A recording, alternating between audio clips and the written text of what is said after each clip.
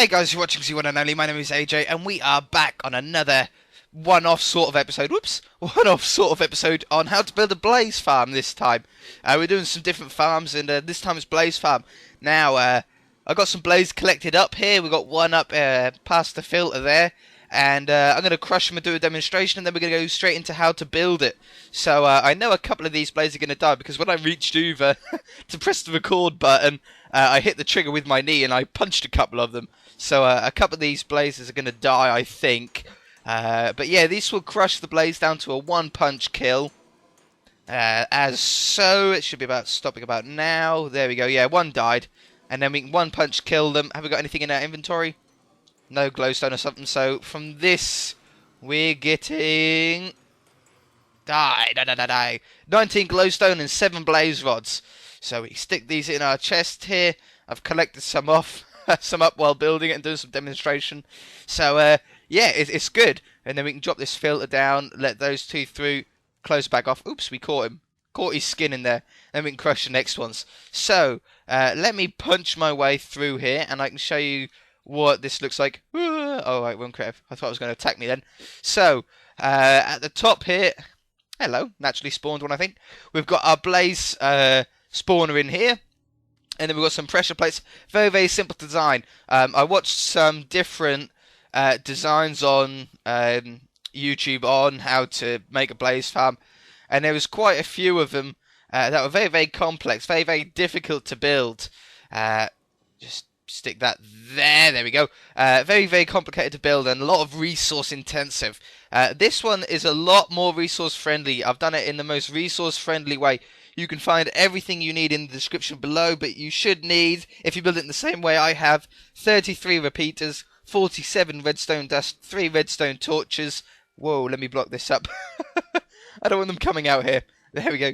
Yeah, 3 redstone torches, 1 button, 1 lever, 2 normal pistons, 26 sticky pistons, 24 pressure plates, and some blocks to build up the funnel and, yeah, room or whatever other decorations and stuff you want, which is a considerably amount less than most, if not every, other blaze farm that I have seen, at least, that works efficiently. So, same way as what I've done with the ender farm, we've got a pressure plate leading into a piece of redstone or a repeater, which pushes a piston forward, as you saw there, that blaze fell.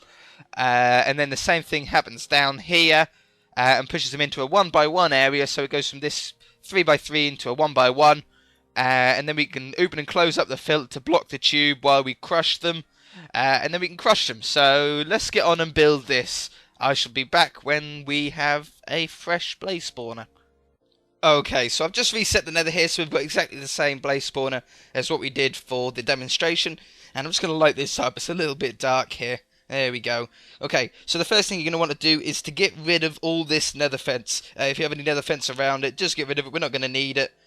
Break it all up, and I'll just cut the episode while we get rid of the rest of this. There we go. So it's all broken up, and we're going to make a slight change to this top square here. We're not going to change it too much. We're going to get rid of these ones and place a block here, get rid of that one and place a block there, and that's going to give us a 2 blocks either side here. Break that. There we go. 2 blocks either side for them to be able to spawn in. Some tutorials do it bigger. I'm just doing it for this tutorial. I'm doing it this size. This is sort of an economical, resource-friendly blaze spawner that works really, really well. So let's place some glass on the front here. This is so we can see if it's working or not without having to break into it and risk life and limb. Go around the side here and do the top. So I'm just going to speed up the episode while we do the top here.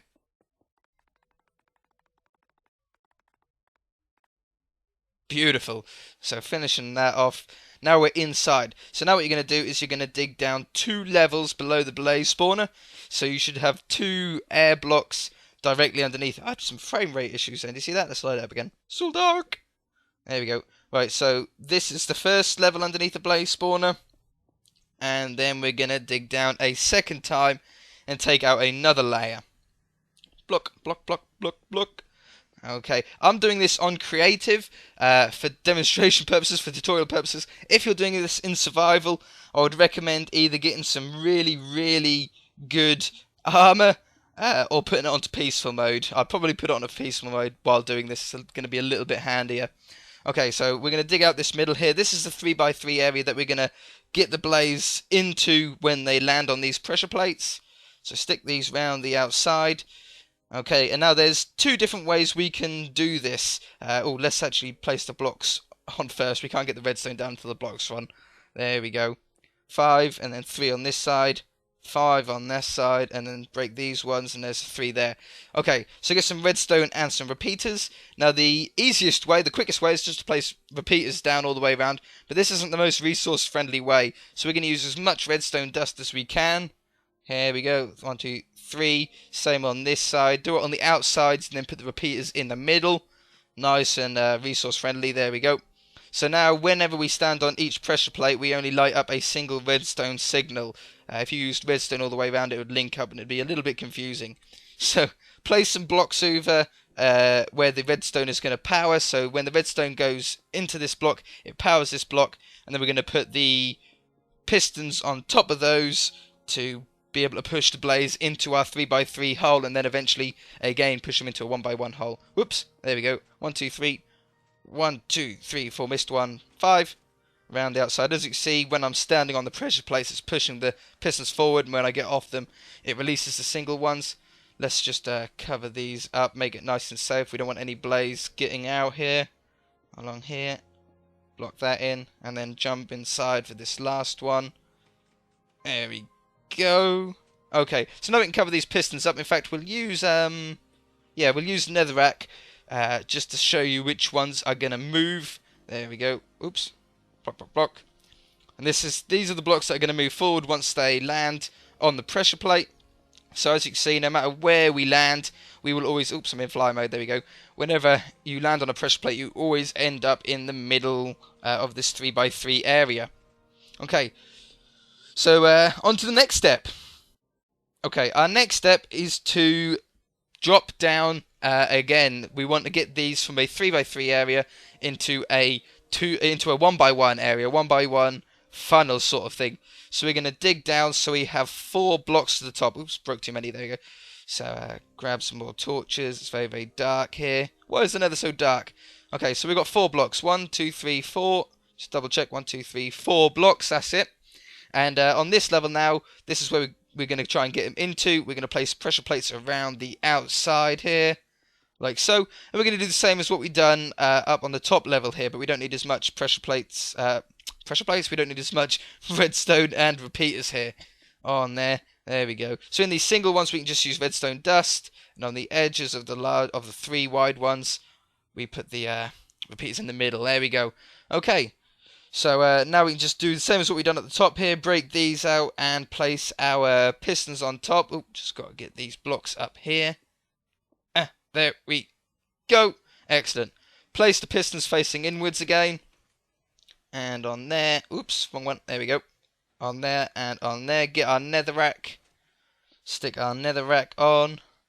Okay, so now no matter where we land from the top, we are always going to end up... Oops, ow. We're always going to end up... let me get this block here. This is annoying me. Get it nice and airtight. And on this side, get off. Let me through. There we go. Okay, so... there. Wherever we land now, we will always end up into the middle 1x1 area here. Oh, pressure plates. Forgot about them. There we go. So, we jump down. Boom, boom. And we're in the middle here again.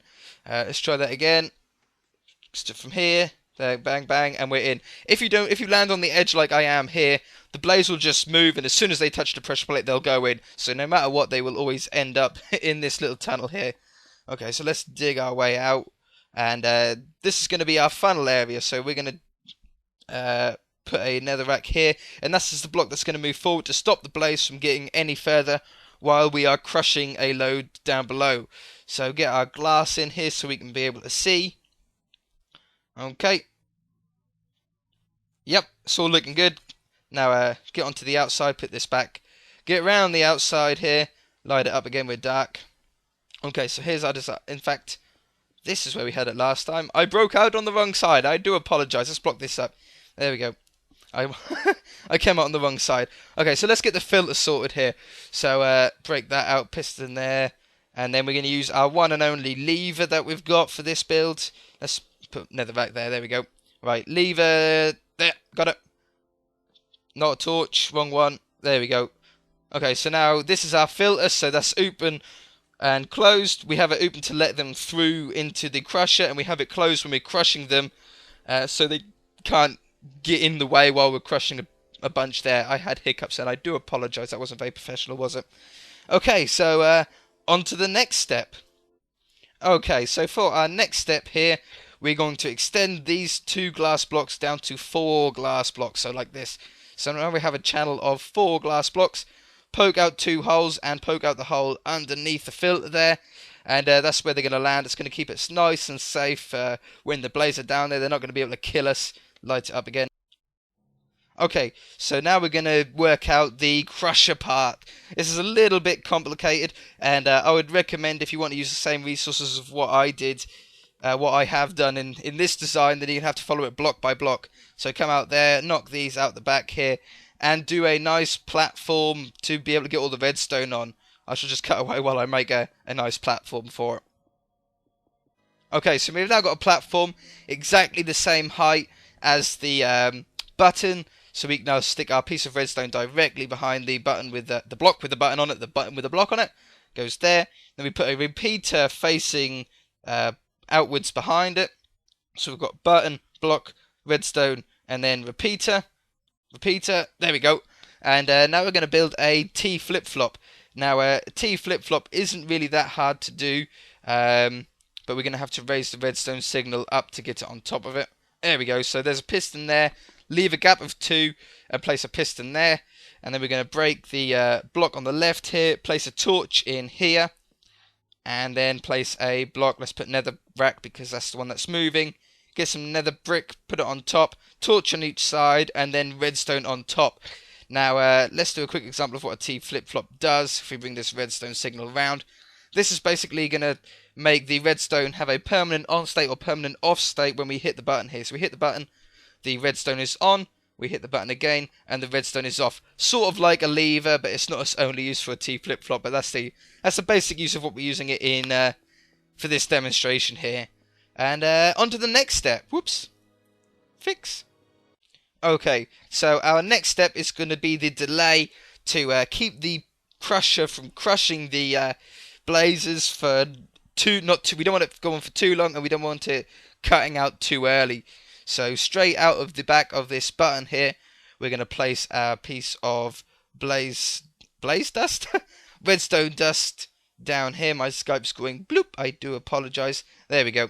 So place our piece of redstone down and do it in this sort of wiggly fashion here to give us some room. 1, 2, 3 repeaters, redstone, and then do repeaters down the other way. 1, 2, 3, 4, 5, 6, 7, and then place our redstone dust around again. 1, 2, 3, 4, 5, 6. There we go. We don't want to go all the way to the end because we don't want the redstone to link up. And then repeaters down this way. So now we should have 1, 2, 3, 4, 5, 6, 7, 8, 9, 10, 11, 12, 13, 14, 15, 16, 17, 18, 19, 20, 21. That's perfect. Just double check here. Make sure we've got them all. So this is 21 repeaters. Yep. We need 24 to be able to get them one punch away from death. So we need to get this redstone to go around here. See, if we put the redstone here, it links up and it's not going to do the full delay. So make sure that you keep all the redstone dust away from each other. Come to the end here. 3 more repeaters. That gives us our full 24 repeated delay. And now it's time to put them on maximum delay. So I shall speed the video up.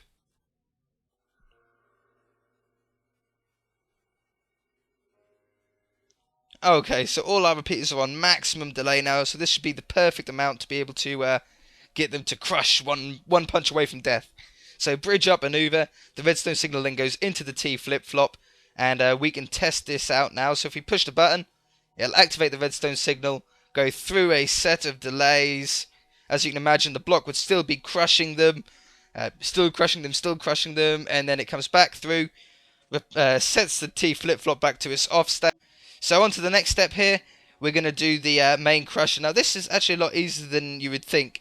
If we put 2 blocks in here, and this is going to be sort of the bridge up to our piston here. There we go. And link it up to the redstone torch part underneath the back of the T flip-flop here. So when the block goes over the torch, it lights up this redstone signal and we'll push the piston forward, crushing them blazers. Break the glass. Let's get our piston back. We've got normal pistons. We need one more sticky piston here. Break through. Piston there. There we go. Netherrack there, and put the glass back. Okay, so let's test this out. We hit the button. The piston comes forward. It's starting to crush them. It's crushing them. It's crushing them. They're feeling the pain. They're so close to death, and then it should cut out, and the piston should go back. There we go. So perfect. That's our crusher completely set up. What I'll do now is I'll just jump into survival, not into survival, into a difficulty. We'll probably go on easy or something like that to make sure it all works. So see you in a second. Oh, I'm falling. Okay, we're good. Fly, jump, fly. There we go. Okay, so one blaze is already in there. Yeah, that's all looking good. He's beyond the filter there. Let's go up, make sure it's all working. Make sure they're spawning up here. Is it working? Poof! There's one. There we go. He's dropping down. Perfect. So make sure he's gone through all of the delay. Make sure he's gone on the piston, on the pressure pad. Sorry. Is he coming down? There he is. Look. And now he's in there. So we've got two in there, I think. We flick the lever. Boop. Let him drop down. Close up the filter to make sure no more get in there while we're crushing. And let's try it out. There you go, they're crushing. He's not actually out there. There we go. He's jumping back in. If they come out, just leave them in there. Don't touch them or anything like that. Just leave them in there and they'll be fine. There we go. Are they one punch away? Yes, they are. Excellent. So it worked flawlessly here. We had three of them in there. That's crazy. So out of those three, we've got one blaze rod and three glowstone dust there. Whoops. There we go. And it's all completed. I don't think I really need to tell you how to prettify it up. We've got another one here, dropping down.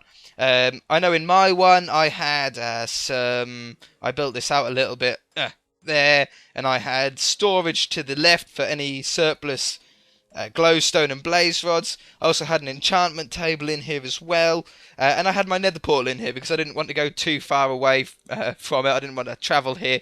I want to have a nether portal here right nearby. So yeah, that's about it, guys. That's all completed. So if you enjoyed it, please hit that like button. It does help me out tremendous amount, and I worked hard to try and get this really simple, easy blaze farm that requires hardly any resources. It's a really, really easy build to do. Just some slime balls to get, but that's not really too much of a problem. And if you haven't already, please subscribe as well. A lot of you have been subscribing late, and it means an awful lot. So yeah, we'll see you in the next episode, guys.